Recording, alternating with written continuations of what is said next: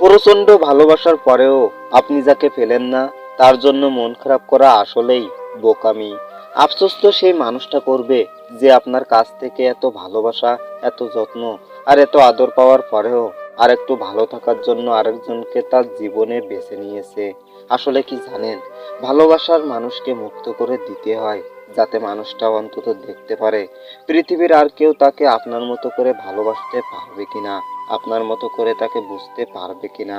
আর যখন সেই মানুষটা পুরো পৃথিবী খুঁজেও আপনার মতো আর কাউকে পাবে না, ঠিক তখন চরম আফসোস করবে সেই মানুষটা, নিজেকে সান্ত্বনা দেওয়ার ভাষা হারিয়ে ফেলবে সে। আপনাকে কষ্ট দিয়ে সে অন্য কোথাও সুখ খুঁজে পাবে না। হয়তোবা আপনার সামনে সে নিজেকে সুখী করার জন্য অনেক কৌশল অবলম্বন করবে, কিন্তু বিশ্বাস করেন, ভিতরে ভিতরে সে প্রচন্ড আফসোস করবে আপনার জন্য। পৃথিবীতে আজকাল প্রকৃত ভালোবাসা বড়ই দুর্লভ। যে মানুষ সামান্য একটু সুখে থাকার লোভে কারো ভালোবাসাকে অবজ্ঞা করে, সে মানুষ আর কোনোদিনও ভালোবাসা পায় না। কেন জানেন? কারণ ভালোবাসার মাঝেই যে প্রকৃত সুখ আছে, আর তাও অনেক মানুষই জানে না।